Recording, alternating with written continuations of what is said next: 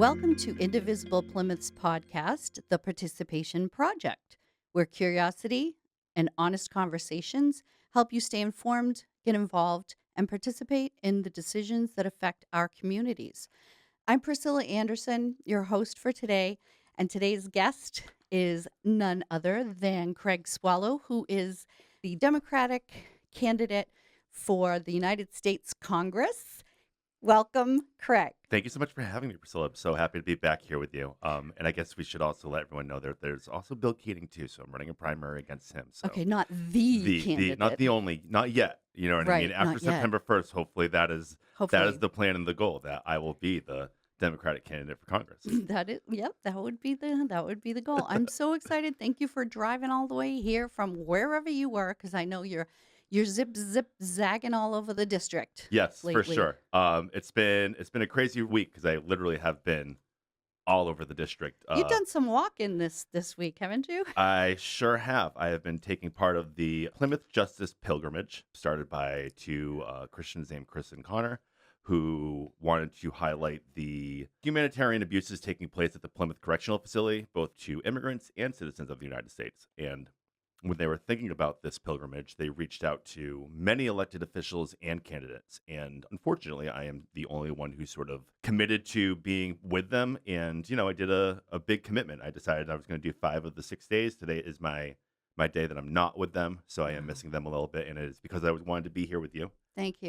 You asked me back, and I think I'm one of the first guests you've had back on more than once. So Absolutely. I'm happy about I'm that. so flattered, and I'm so excited because I learned so much from you last time. So Oh. hopefully our listeners did too. And yeah, I'm ready to learn more. I'm like So a much has changed sponge. since the last time you saw me. So Right? yeah, but I did walk 55 miles in the last 4 days. So Are you I'm sore? happy to just a little bit. Oh my I did not train for that, you know, other than the door knocking we've been doing for the campaign, which is certainly not 55 miles in 4 days. But you know, the other two guys are doing 80 miles in 6 days. And so, you know, I think what we're walking for, which is a justice system that provides not retributive justice, a reformative and a rehabilitative justice system, is sort of what we're fighting for. We want to see people treated better.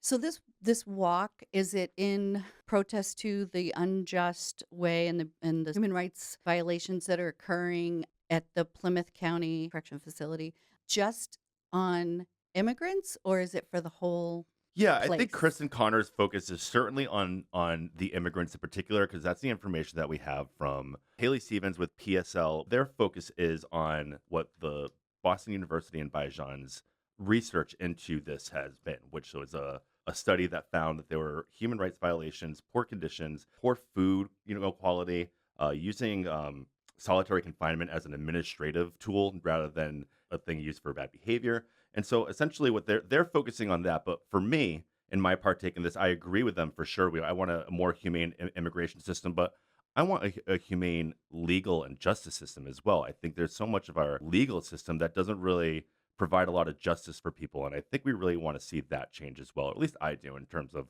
why I'm running for Congress. I'm taking part in what Chris and Connor are doing because I believe in what they're doing. I think it's important that everyone know what their tax dollars are going towards, especially at the Plymouth Correctional Facility. And I've said many times that if Sharon McDonald is incapable of providing humane treatment to his prisoners or detainees, whether they're citizens of the United States or not, I don't think that's really a sheriff that should be in charge. We need people who are ready to honor the Constitution. And again, we're here to provide justice. So I don't want a legal system where we are trying to do something that didn't even work in ancient Egypt, which is an eye for an eye. We should be trying to reform and rehabilitate and be the best country in the world. If that's what we're going to say we are, we should be providing that with our justice as well. Mm-hmm. What do you say to people like, I believe Bill Keating said that when he toured, he found the conditions to be okay?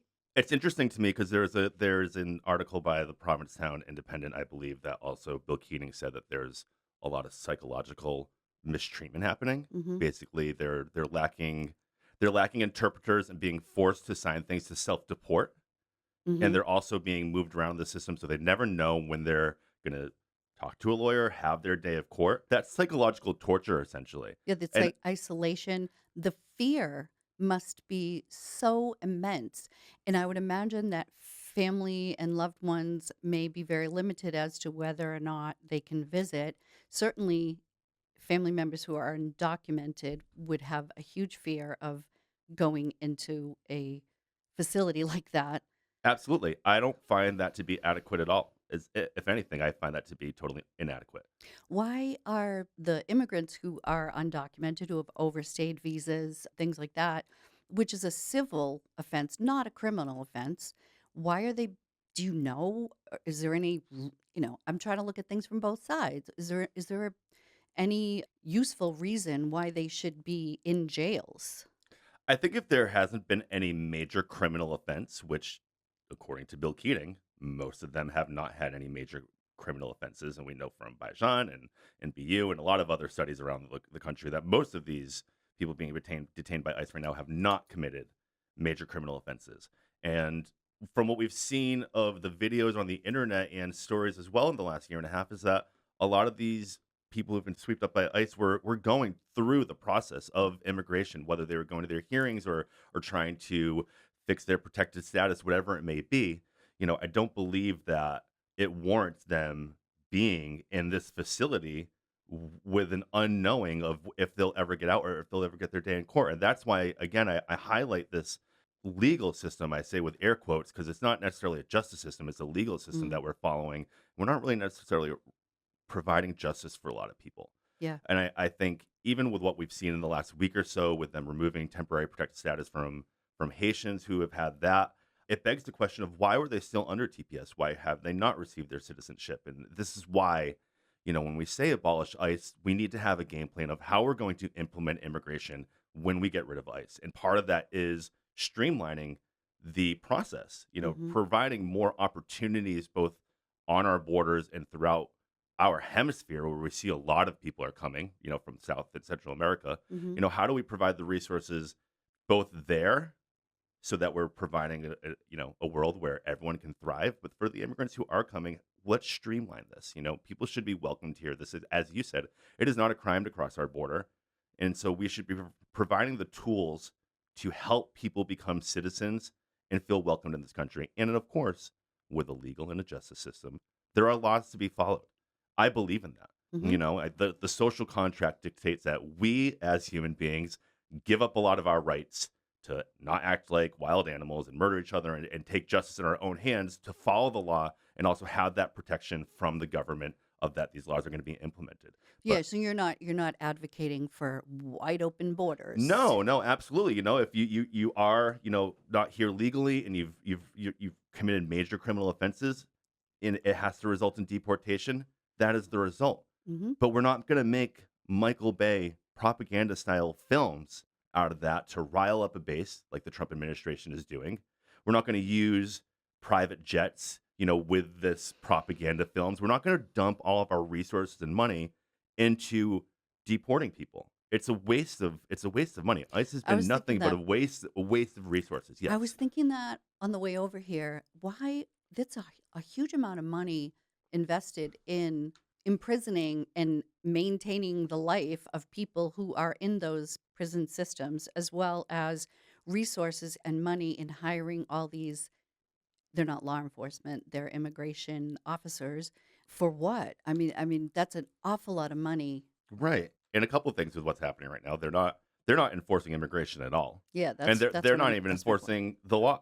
They're completely steamrolling over it. They're murdering people in the street. Yeah, And scooping up. yes, and this administration is offering them protection.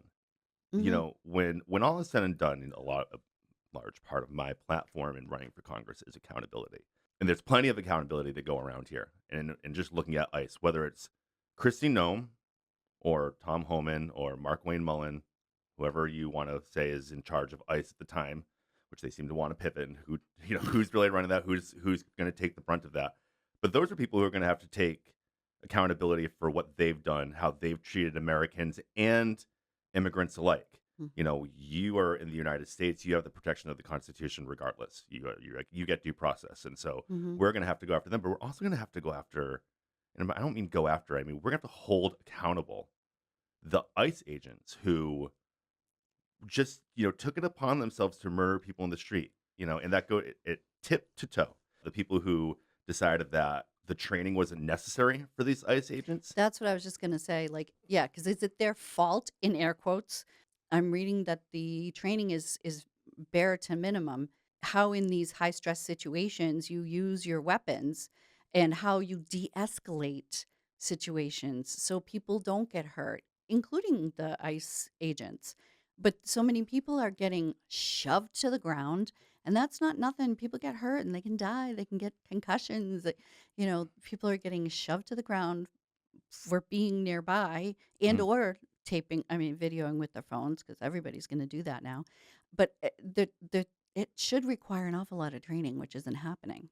And it should require an extensive recruiting process that makes sure that people who are pursuing these roles, especially when the Trump administration is offering $50,000 sign-on bonuses, Right. you know, Right. we know the history of Trump. I've heard a lot of stories that most of these agents have not got these sign-on bonuses. So who knows Oh, if that will ever happen if they are yeah. getting them. But regardless of that, Yeah. we're enticing people who have not wanted to go through training and rigorous, extensive education on topics before. Yeah. That is the issue. We're enticing a group of people who simply want to cause harm to another group of people because they have felt left behind by this government for quite some time. And it's just a sad situation that we find our country in, and it requires us to fight for what we can be, to change the system. Because the anger that we're feeling in this country of the status quo and the system not working for middle and working class is not wrong. The And it's system not does not. partisan either. No, for sure. That absolutely could not agree more. It is definitely not partisan. And this is something that both Democrats and Republicans and independents feel. I think we can see that even going into these midterms, a lot of progressive candidates who, have real strong backings are not backed by the establishment. They're being told that they're not the ones that we should support. And why? Because there's a system that works very much right now for the people who are in Congress. And to implement some of the changes that supporters of both parties want requires a big change in status quo. For example, not allowing super PAC donations to campaigns. Can you explain what a super PAC is? It's a political action committee, and it is sort of a major corporation's way of getting so most individuals, us as individuals, have a cap on what we can spend directly on a congressional candidate, on top of our financial All our other limits bills. in We could in say, general, I can for afford sure. $10. I can afford $500 to get the. Which I will say, as a progressive candidate, $5 I always appreciate. Yeah. I'm very thankful for that. Yeah. But when you are an incumbent, when you are someone who's receiving $10,000 donations from super PACs, really large contributions, on top of the contributions that aren't direct money to the candidate, they can spend money on ads and run them for the candidate as long as they're not quote unquote coordinating with them. So there's a Okay, lot of so loopholes here. is it money laundering to go through a super PAC? But that it goes. So think about that. So it almost is, yes, because there's the super PAC money on top of the congressional stock trading. Oh yeah, So yeah. when you look at someone like Bill Keating, who is on the Armed Services and Foreign Affairs Committee, who is taking PAC dollar donations from companies, defense contractors like Lockheed Martin Mhm. and Raytheon, who directly benefit from endless war in the Middle East, someone who's training stock in Boeing, who, everyone assumes is airplanes, but that is a defense contractor as well. That is corruption. I know it's I know it's legal and okay in that regard. Like, we don't have the laws against it, but that is because the people who are in charge in government, they don't want this to change. We're the ones this is like an 80-20 sort of situation. 80% of people in this country support banning congressional members of Congress, Senate, and House from trading stock, especially in the industries that they regulate. Now, we mean Right. individual stock. I'm not saying that they can't. I have a fiduciary with my husband. I'm not saying we've never invested, but we're not actively trading individual stock. And my fiduciary is very aware of my stance on how we will treat our financial stakes, Investments. Yeah. and my investments when we get elected. And Uh-huh. that is to be, completely separate. And I don't want to know. And we're going to do all the things that we're saying. We're preemptively doing the things that we're fighting for. Yeah. We're walking the walk and talking the talk. And what you see with a lot of representation right now is that, oh yeah, we want to overturn Citizens United and we want to ban congressional stock trading. But until then, it's the only way it's going to work. Yeah. And that is why I am so proud of being a progressive candidate of the other progressive candidates I have met within Massachusetts and around the country, and this network that we're sort of building, and that we see the future that we can build. And it does not include PAC dollars. It seems like so overwhelming and so big to take on because if, like you said, there's no motivation for any of the elected officials, incumbents, to make any changes like that because they're self-rewarding. So it seems like we just need to keep getting more and more candidates who are willing to stand up to that and try to stop that kind of situation. And that seems like something that, like you said, we can all agree on. Yeah, I think you just said the perfect thing, which is the will, the political will at this point to do these things. Bill Keating has $500,000 in his campaign right now, like cash on hand. That Mm, is a lot of money for someone who's not out knocking on doors, not really having town halls, and by not really, I mean not having them since last year, despite petitions being dropped off by indivisible groups like yours, mm. ones like the ones that former co-led Indivisible South Coast New England. There have been petitions asking for quarterly town halls. That has not happened. We have reached out to the campaign multiple times asking for 2 town halls and 2 debates. Yeah. They agreed to 1 debate, not through our campaign, through a radio station. It's 2 days after early voting starts. Oh, So geez, that doesn't make sense. it does not. And there's this Bill Keating is just one example of this in Massachusetts. All the other incumbents are also avoiding debates and town halls with their challengers. And my question is to these incumbents, if your experience is of such value and so important that someone like me or Jeremy Whalen or Jason Poulos are not worthy of this role, then why can you not debate us and prove that? Yeah. Why can you not meet with voters on a consistent basis, the quarterly town halls like they've asked? We're now coming up to August here. This is July 23rd Yeah, that we're we're at the end. recording Yeah. this. That's almost now 3 quarters. We're Third quarter. third quarter. Still no town hall from Bill Keating. Mm, And I think we have seen time and time again that establishment Democrats, centrist Democrats, the moderate Democrats who are playing this thread the needle of how do I make corporations happy without letting the people of my district know I'm trying to make corporations happy, Yeah. get reelected. And they do it by avoiding their competitor. Yeah. And it is unfair. And it's also an insight into the system within Massachusetts. I know a lot of people are focused on the audit, and it is frustrating that we can't get the audit through. But the whole point of our democratic system is that people should be voting. People should be involved in the process and be excited to be involved in the process. And trying to become a candidate for Congress in Massachusetts 9th Congressional District, I find out after you gather signatures that the Democratic town committees, the people who are living, breathing all this stuff year round, the most engaged members of your community who want people to vote, they can't be involved in the process. They can't be door knocking. They can't endorse. And I understand the endorsement. No party should be telling any voter who Who the to vote choice for. is. But my thought process is we should be making sure that every person who is a voter is out voting.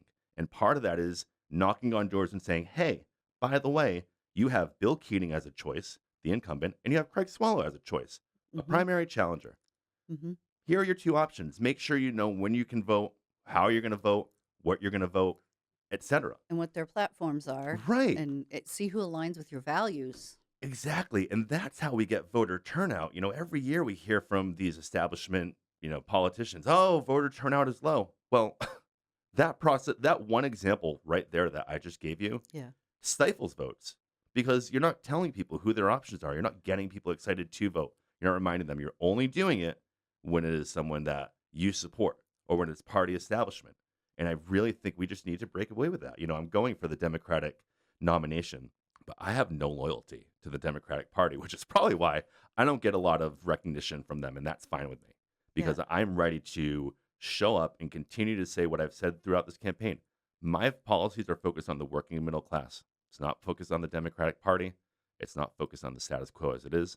It is focused on making sure that when I walk away from this role once I've implemented term limits with my other Yes, progressive. when you've invented term When I limits. implemented, sorry, Oh, when implemented. once I've implemented term Invented limits, too. yeah, yeah, because it seems like no one else can think of it. Yeah. But once we have these structures in place that make sure that it's not the same people all the time, that's what gets exciting about this. But we need to get people knowing that they have champions out there who want to fight for these issues. Yeah, let me just highlight that a little bit because I think we talked about this during the first episode that you were on, which was episode 2, if anyone's looking for it, is that you feel very strongly about term limits for members of Congress, I which we do. don't have right now. Yes. And the argument I'm often faced with is that you lose a lot of, I guess, institutional knowledge, Hmm. you know. Institutional experience. Yes, all of those things.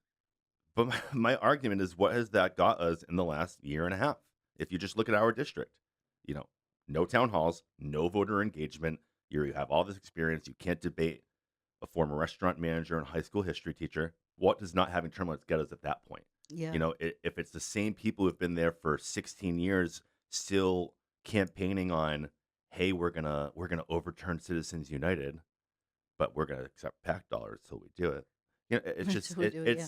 it's insanity. It seems like that again would be something that all sides would agree on. I don't think that that's just a progressive or democratic value to have term limits. No, I think this is another one of those 80-20s. Like 80% of the population in this country supports that. And I think it's a matter of compromising a little bit and figuring out, what are those limits? Is it 3? Is it 6 on the House? You know, what is it for Senate? I believe that this needs to be implemented on the Supreme Court too. Hmm. No one should have lifelong appointments into our Hmm. government. Alex Reclean and I were talking on about that very same thing about having a rotating Yes.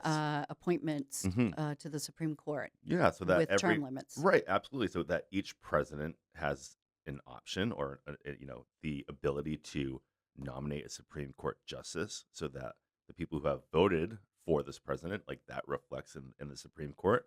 And that we also know that things evolve and change. We need to have this renewal process, and that only happens with new, fresh perspectives, younger, not necessarily younger, new people involved. If it's the same people all the time that are not following any sort of ethical or financial disclosures or laws, the Supreme Court is very much sort of a self monitoring entity. Yes, And he was explaining that. yes, They're the only ones that do self checks. And are we doing okay? Yeah, okay. Yeah, exactly. And it's crazy. it is crazy. And I think part of that is, I don't think the founding fathers had this idea that there would ever be a Congress and a Supreme Court who would be so willing to let an executive run roughshod over our Constitution like we're seeing now. People also didn't live as long back then. There's a ton of factors, Yeah. and that's why we see other modern Western democracies that have evolved their constitution. Now, granted, we have the amendment process, but there's some countries who have completely rewritten their constitution because it has called for renewal, it has called for update, to Mm-hmm. change, Mm-hmm. to make sure that a lot of the technological and financial advancements that have taken place that were not foreseen by founding fathers are things that we prevent now. Mm-hmm. Like, rather than only taxing people's income, we need to start taxing some wealth as well, so Mm-hmm. that these people like Elon Musk, who is becoming a trillionaire, while a lot of us are facing the highest prices we've seen in our lifetimes, he's not capped out on Social Security. That all of his wealth, all of that he owns, is going towards also paying taxes and contributing to Yeah. society. Because what a lot of these CEOs are saying, like, oh, I do pay my taxes. Okay, but you don't pay at a rate comparable to the average working American. Yeah. So if I pay 17% of what I make, they're not paying 17% of, or even whatever the figure is of what their worth is. Right, exactly. They're using these financial loopholes to get around that. And Yeah, I don't have a problem with anybody working hard and making a lot of money. Good for them. But there's no equity in how much each of us pays towards our tax base to provide infrastructure and services for all of us, that all of us use, and that all of us will use when we get old. Part of the change that we're trying to bring with, revamping the status quo is looking at these people like Elon Musk, Larry Ellison, and what they own. And we really need to start thinking about there should not be an owning of our energy, of our infrastructure, things that we rely on as a society. Mm. Not everything needs to be profitized. And Mhm. there's still plenty of space within the private sector for people to innovate and create and become wealthy. But Mhm. I think there needs to be some sort of financial caps here on what we're allowing people to own, whether Like that's electricity? electricity, travel, like infrastructure, like trains and transit, and even looking at Spirit Airline closing this year. We have no publicly owned option of airlines, Mm. which results in with having that cheaper option taken away, prices raising. And then how do we even travel to see each other when it's all privatization and profitization Mhm. of our basic infrastructures? And So so isn't that basically what capitalism is? Like, are we talking about getting rid of capitalism? absolutely not, because like as I said, there's still plenty of sector to innovate. We're not saying that you cannot be a part of that, but there needs to be some ownership that is a substantial stake for the American public so that these things aren't happening. I mean, we're taking our tax dollars and we're giving it to CEOs of Delta, of American Airlines, and all those things anyway, and they're just hoarding the wealth. Mhm. They're making us less safe in the skies by trying to make their travel infrastructure work with as little people as possible. Mhm. All of these corporations are investing heavily into AI while laying people off, and there's just a whole lack of focus on the working and middle class. Mhm. And so, part of making sure that the working middle class is protected is that they always have these public options to rely on that keep prices in check, like Mhm. having single payer healthcare. I So was that's something I knew I that's was something waiting to where get to we that. do need to remove private equity. There's so many studies that have shown that private equity makes all of us less healthy. The people who are involved in things like United Healthcare and some of these private insurance companies are not medical experts. They have No. not ever provided a day of bedside care. They Mhm. do not know what is right for the patients. We say this in my house. These CEOs are insurance companies are providing medical care without a medical license. Yeah, absolutely. And on top of that, they're practicing shrinkflation, in which they're raising. Explain that. Shrinkflation. I Uh, like that. well, it's typically applied to the things that you're seeing in your grocery stores. So Uh-huh. if you've in the last few years have seen a box of cereal or something, you're like, it's the same price, but it seems like it's less. Uh-huh. It Yeah. most likely is. It's probably gone from like a 12-ounce box to like an 11.2, Okay. just enough that you don't notice. But over millions and millions and millions of those boxes being Correct. sold, So now apply that to your healthcare. They're providing less coverage and raising premiums and rates, and it's just a fact. bastards. Yeah, 100%. It is. That's something where you don't get to practice capitalism on Mm, our healthcare. yeah. I'm not saying that there can't be plastic surgeons out there who are providing Cosmetic elected care. Yeah. elected and cosmetic surgery. Mhm. 100%. Yeah, if you wanna pay for it, And yeah. we are a consumer society. Yep. That's not going anywhere. Right. There'll We can't never change be that a overnight. lack of people who There's wanna do that. Yep. plenty of innovation to be taking place there. Yeah. But we can no longer allow the Zuckerbergs, the Musks, the Larry Ellisons, the Sam Altmans, I hope they listen to this so bad, I know. to continue to own all of these sections of our society and force things like AI on us and say you just have to accept it. Yeah. They're poisoning our planet, they're taking our jobs, they're hoarding our wealth. And they're All of making people sicker, and that yeah, that's near and dear to my heart, is the yeah, whole insurance I mean, I agree. situation. I'm very lucky. My mother and my stepfather are. My mom's an ICU nurse manager. My Mhm. stepfather's a doctor. They've been smart with their money. They're, ready for retirement. They're in a good place. And for them to look at me and say, we started thinking about insurance once we retire, and it's a bit scary. Yeah. That scares me Right? because if those two people are worried, I can only imagine the amount of other people that are worried. Oh, yeah. And we shouldn't have that worry. We No, know when we start investing in healthcare early, we spend less on acute care later. And we need to start absolutely. doing that now. Prevention is cheaper than Absolutely. treatment. Hmm. Way cheaper.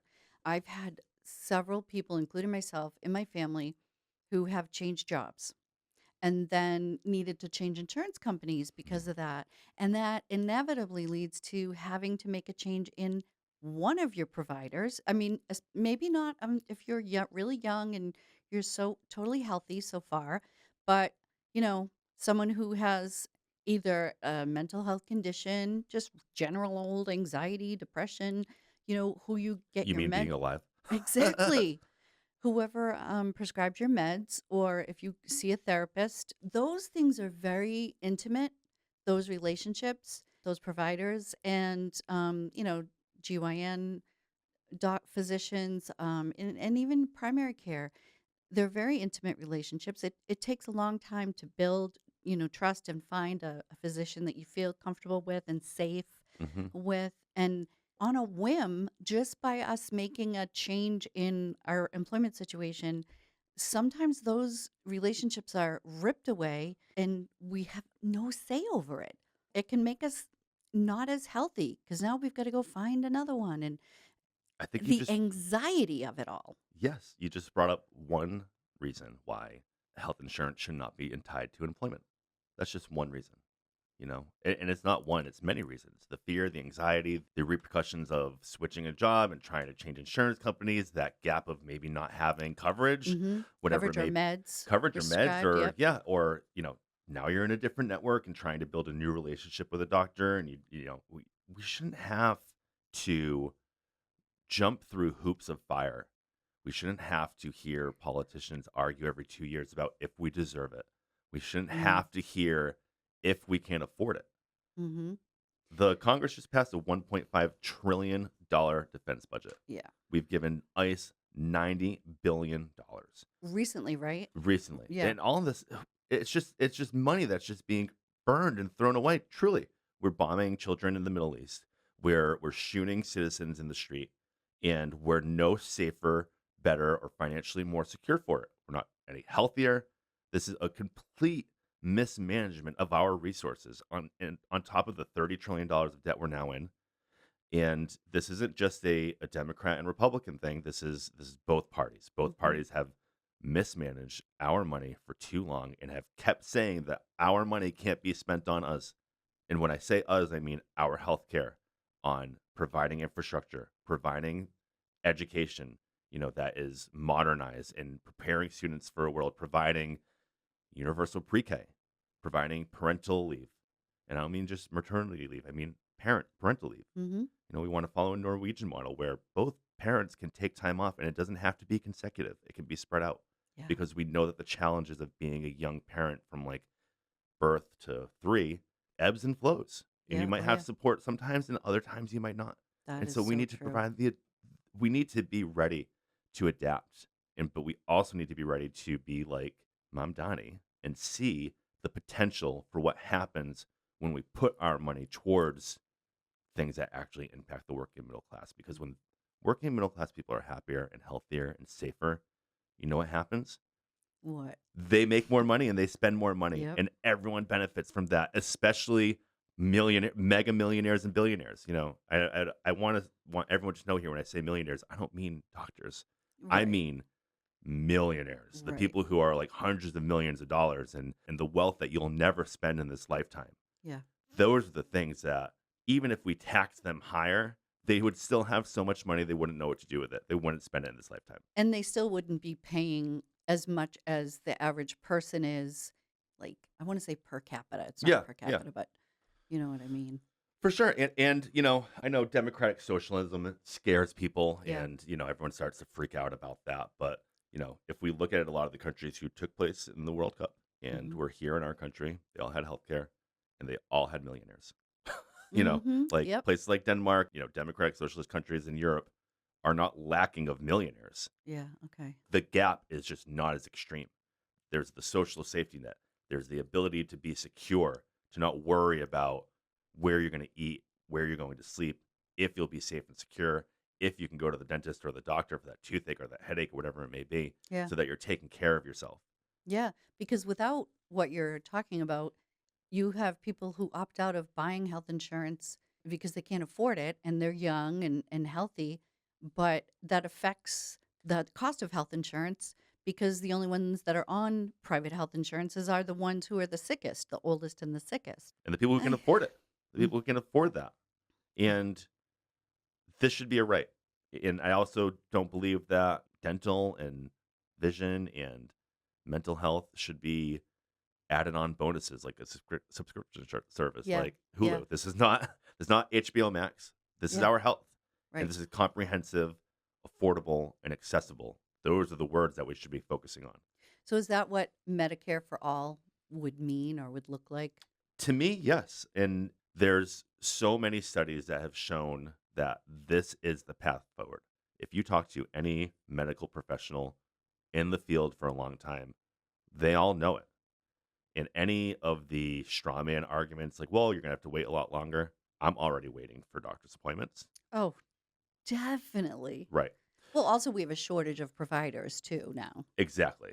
So there's so many issues with the system that need to be addressed, and Yeah. they're just not. And it's always, well, we can't afford it, and we can't afford it, and it's a detriment to this country to not invest in it, Yeah. to not invest in the healthcare of the population. That is national security right there. Making sure that the people who live in your country are able to go to bed without stress and worry of where they're going to eat and sleep and be safe and secure and know that their families have that too. Again, the trickle down effect of that actually works. When people are taken care of, they're the ones out spending the money. We continue to give corporations all of our money and Yeah. resources, and it's not coming down to us. Well, I'm just was thinking about citizens who remain healthier longer, then we have a healthier, more robust military too.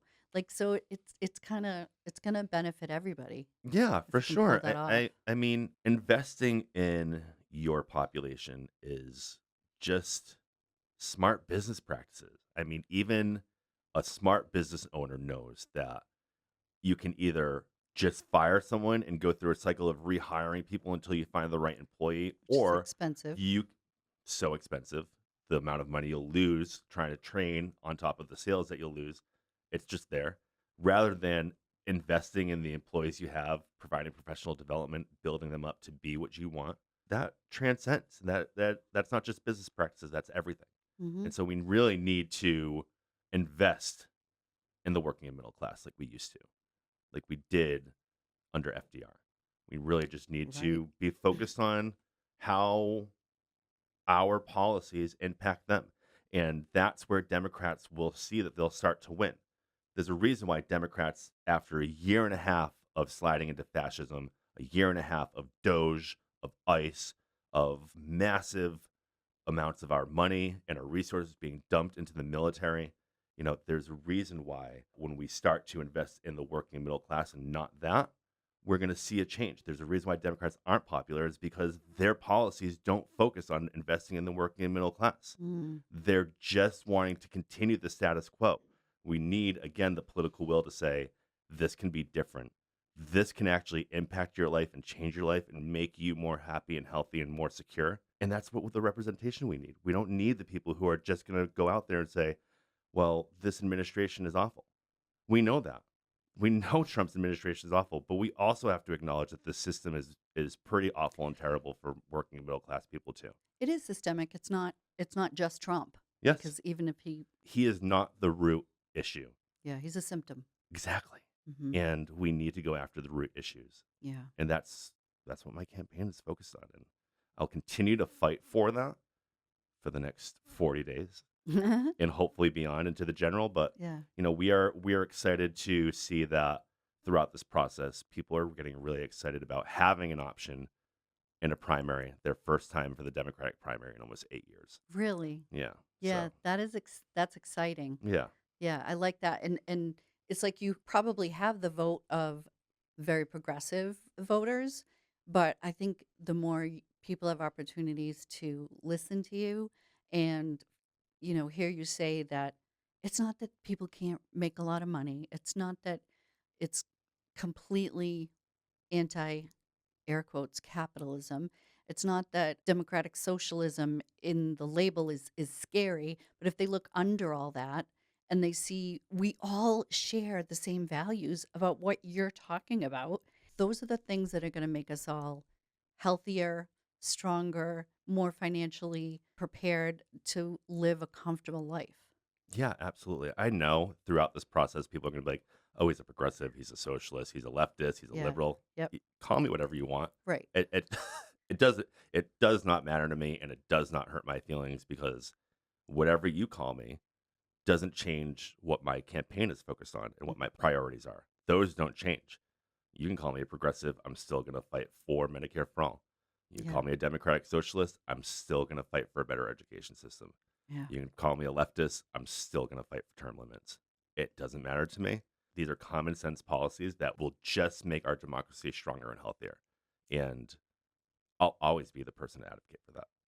It's a relief. I mean, to have someone looking forward towards what things could possibly look like in the future, it's kind of it's uplifting. Thank you so much for coming in Mm, and chatting with me, and hopefully educating people a little more about your platform. I really appreciate you coming in, and we are definitely going to keep track of how you're progressing, and I know you're going to do awesome. Great. Thank you so much. Hey, I'm always happy to be here with an Indivisible group. You guys, you're the lifeblood of our community. So I'm so happy to be here. And yeah, CraigSwallow4Congress.com. If you're listening to this, go up and follow us, support, donate, time, talent, treasure. It doesn't matter to us. You got the time, wonderful. You got some talent. You want to help out the campaign, perfect. You got a little bit of treasure, $5. We appreciate that too. We're just, again, here to remind everyone that there's a possibility for a bright future. We just need the politicians who are ready to fight for it. Yeah, I love that. Thank you so much, Craig. I really appreciate it. I want to thank the local scene for hosting us here. And if you want to learn more about production or submitting events for their community bulletin board, or how to watch our local government meetings, or doing PSAs, or what the local scene can do for you, just go to the localscene.media. That's the local scene spelled SEEN.media. I want to thank the Indivisible Plymouth podcast team, consisting of Heidi Mayo, Phoebe Flynn, Joanne Oscar, Shelley Rowell, Lynn Lufkin, Joe Brennan, and Sandy Cormier, and myself. Thank you, me. If you want to learn more about Indivisible Plymouth, our mission is taking positive, effective action in support of democracy and human rights, motivated by love, not hate, to push the moral arc of history. You can find us on indivisibleplymouth.org. And until next time, thanks for being with us. Thanks for listening, and we'll see you soon.